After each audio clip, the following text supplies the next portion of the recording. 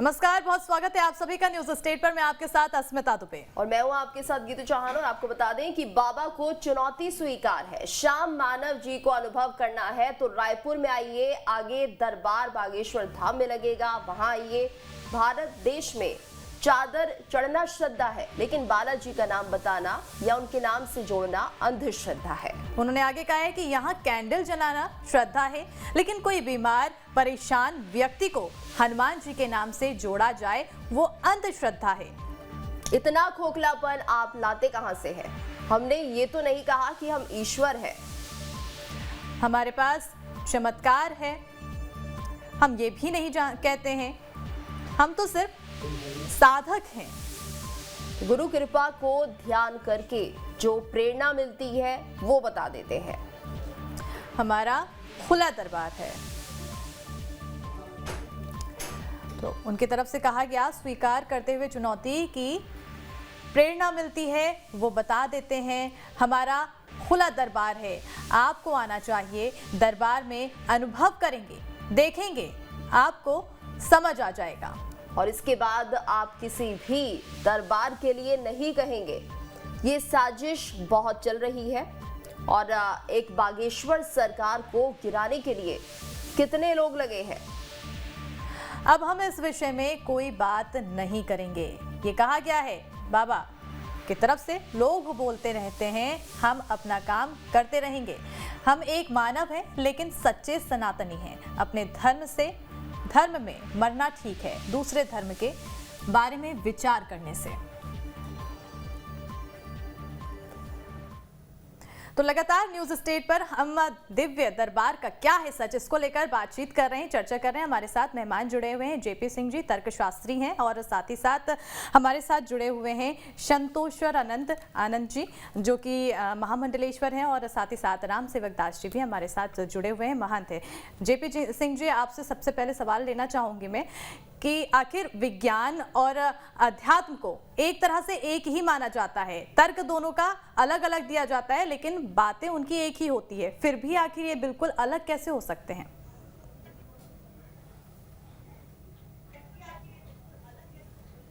देखिए, विज्ञान जो है विश्वास से नहीं चलता। विज्ञान रोज जो है वो क्या कहते हैं, वो आए दिन जो है वो नई नई खोजें होती हैं, बदलता रहता है। आप जो है वो दिल्ली के बुराड़ी कांड को देखिए, जहां पूरे परिवार ने इस विश्वास से आत्महत्या कर लिया था कि वो फिर से जीवित हो जाएंगे और उनकी सारी जो गड़बड़ियां हैं वो ठीक हो जाएंगी। लेकिन अंत में क्या हुआ आप बताइए? निर्मल बाबा खीर खिलाकर, सतुआ खिलाकर, दही खिलाकर, दूध पिलाकर सब चीज़ों का इलाज करते थे। विवाह से लेकर सब कुछ क्या हुआ?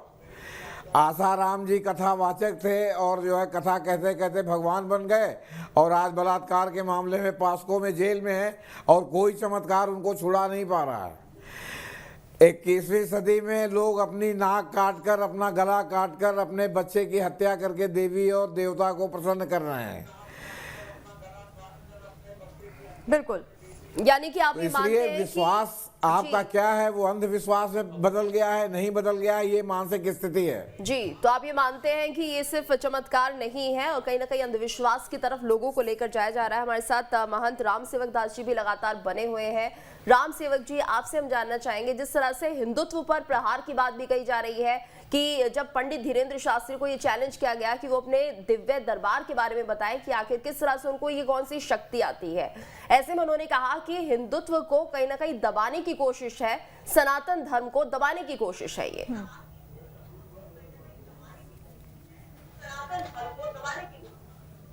बोलते जाना। हाँ, ये तो सही बात है, सनातन धर्म को दबाने की है, लेकिन ये श्रीमान जी जो कह रहे हैं वो गलत है कि मानव में व्यक्तित्व की एक मानव में यहाँ चर्चा एक की हो रही है, ये सबको मानव में उस बेड में क्यों ले रहे हैं भाई? धर्म और आस्था और संस्कृति और हमारा वैष्णव जो धर्म है उस पे मानव में जीवन की किसी भी व्यक्ति को कहीं भी कैसे भी जुड़ सकता है और जुड़े हुए हैं वो। बिल्कुल, करने में और ज्ञान करने में भाई मानव चुनौती उन्होंने स्वीकार की है, तो वो अपने हनुमान जी की जो शक्ति है उनके ऊपर उन्होंने की है। ऐसे हनुमान जी महाराज की ऐसी कृपा है उनके ऊपर उन्होंने की है। ऐसे हनुमान जी महाराज की ऐसी कृपा है उनके मालूम है आश्रम की, और बागेश्वर धाम हनुमान जी हैं, तो उनकी कृपा से सब काम ठीक हो रहे हैं। तो ये उनकी आस्था है, और ठीक है, अच्छा भी है बुरा भी है।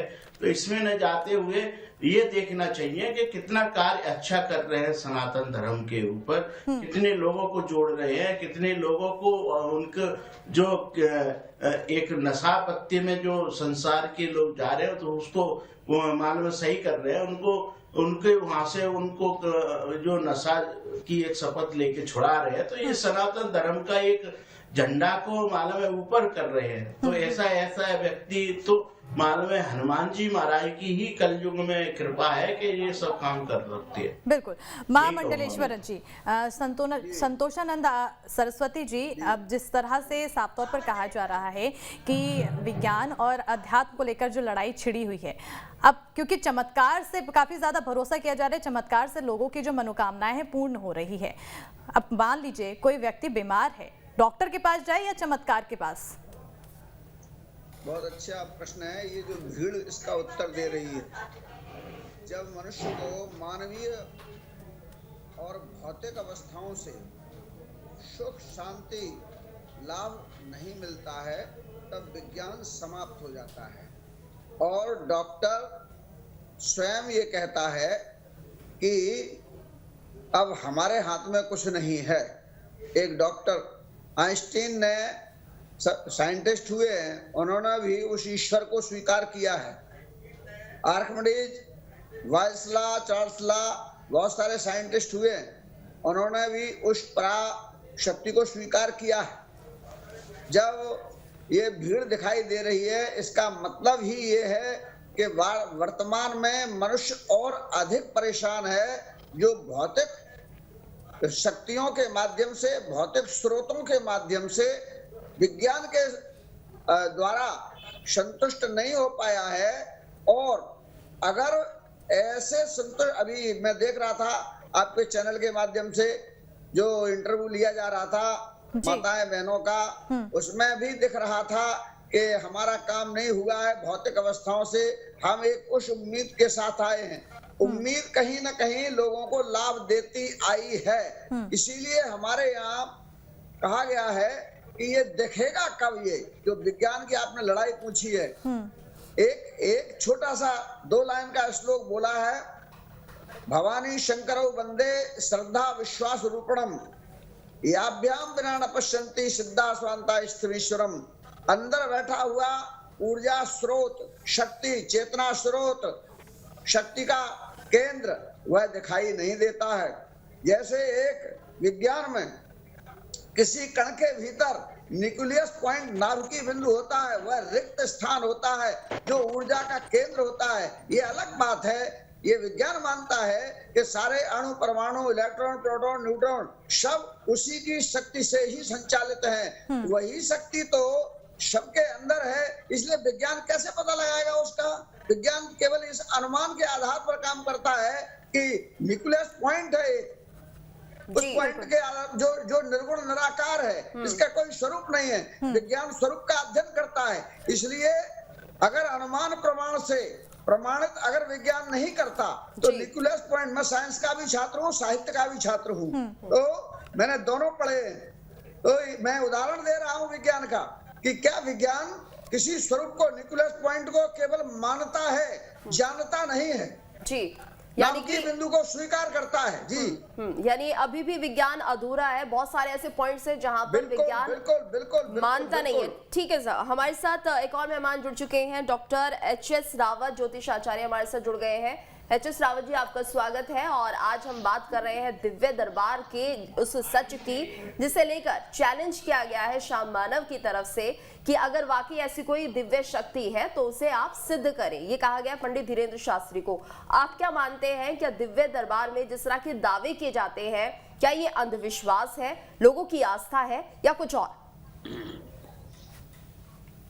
देखिए, जिस व्यक्ति ने आरोप लगाए हैं वो व्यक्ति खुद साइको है,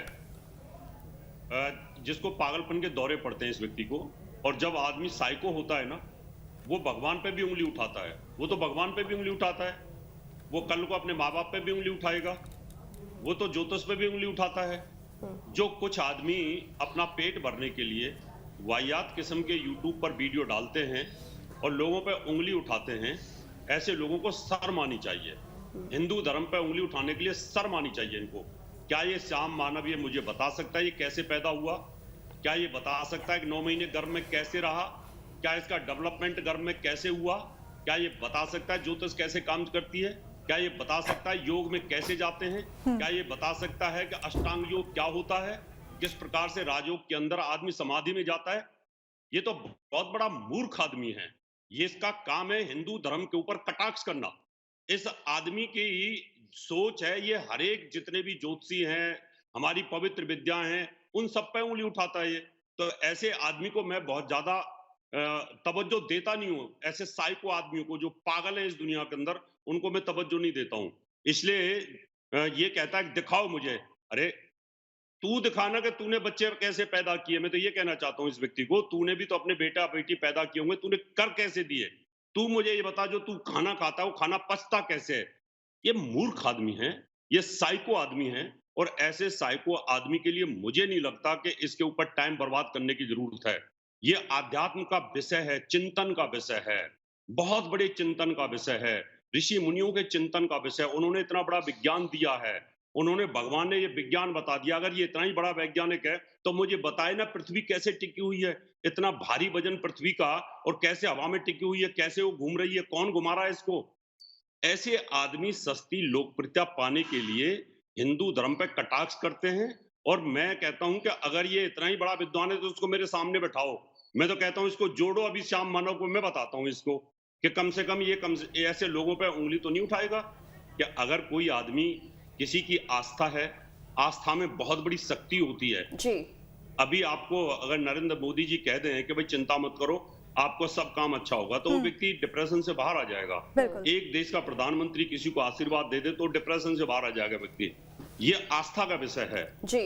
ठीक है, आस्था में तरंगें काम करती हैं। ठीक है, आप हमारे साथ बने रहिए। अपने दर्शकों को हम सुनवाते हैं कि आखिर श्याम मानव ने क्या कहा था। हम ये आह्वान नागपुर के पत्रकारों के सामने कंडक्ट करेंगे। एक पंच कमेटी जो तटस्थ होगी उनके सामने ये कंडक्ट किया जाएगा। फॉर एंड प्रूफ कंडीशंस के अंदर ये होगा ताकि कोई भी जानकारी आप तक ना पहुंचे, इस ढंग की व्यवस्था की जाएगी। और ऐन वक्त पर 10 आदमी आपके सामने हाजिर किए जाएंगे। उनके नाम, उनके पिताजी के नाम, उनकी उम्र और फ़ोन नंबर आप बताइए। और बाजू के ही रूम में जहाँ ये कंडक्ट किया जाएगा पत्रकार भवन में, उसके बाजू के ही रूम में हम 10 चीज़ें रखेंगे जिसका बाकायदा वीडियो रिकॉर्डिंग होगा। और वो भी आप अपने दिव्य शक्ति से जानिए और बताइए। 2 बार ये कंडक्ट किया जाएगा क्योंकि पहली बार गलती हो सकती है, इसलिए रिपीटेशन की आवश्यकता है। और दिव्य शक्ति तो आप बार बार रोज उसका उपयोग करते हो, इसलिए आपको कोई प्रॉब्लम नहीं होना चाहिए। और दोनों बार अगर आप 90% से ज़्यादा करेक्ट कहते हो तो अखिल भारतीय अंधश्रद्धा निर्मूलन समिति का 40 सालों से जो आह्वान दे रहे हैं उसका भी 30 लाख रुपए का पारितोषिक है, वो आपको मिलेगा। अगर आपको पैसे नहीं चाहिए तो वैसे ही आप आइए, केवल दिव्य शक्ति सिद्ध करने के लिए आइए। और 2 बार आप अगर ये सिद्ध कर पाए 90% करेक्ट, तो मैं आपके चरणों पर माथा टेकूंगा, आपसे माफी मांगूंगा। और हमेशा के लिए अंधश्रद्धा निर्मूलन समिति का काम, जो समिति गए 40 सालों से काम कर रही है, कहती है कि हम धर्म के खिलाफ नहीं, भगवान के खिलाफ नहीं, लेकिन धर्म और भगवान के नाम पर जो लोगों के साथ में ठगी करते हैं, उनका शोषण करते हैं, उन लोगों के खिलाफ ये समिति काम करती है। और आज तक हजारों बाबाओं, मांत्रिकों, शरीर में देवी लाने वाले शरीरों यानी लोगों को और ज्योतिषियों को हमने एक्सपोज किया है, बड़ों बड़ों को नागपुर से खदेड़ा है। इसीलिए नागपुर को पोलखोल शहर कहा जाता है। ये समिति हम बंद कर देंगे, माफ़ी भी मांगूंगा और समिति भी बंद करूंगा, ये जाहिर तरीके से कहा है। इसलिए अपने आप को वो शेर कहते हैं, उन्होंने आना चाहिए, नागपुर में आना चाहिए। तो सुना आपने किस तरह से श्याम मानव जी ने साफ तौर पर कहा है कि अगर बाबा धीरेन्द्र शास्त्री जी सही होते हैं तो वो इस समिति को बंद कर देंगे, साथ ही साथ उनके पांव में सर रखेंगे, माफी भी मांगेंगे। राम सेवक दास जी, आपसे मेरा सवाल है कि आखिर देखिए, चमत्कार की बातें हर धर्म में कही जाती है, चाहे वो हिंदू हो, चाहे वो मुस्लिम हो, चाहे वो कोई भी धर्म हो, चमत्कार की बातें हर धर्म में होती है। लेकिन यहाँ पर अब श्याम मानव की तरफ से साफ तौर पर चमत्कार को लेकर सवाल उठाया गया है। अब आखिर ये चमत्कार पर सवाल हिंदुत्व का प्रहार कैसे बन सकता है?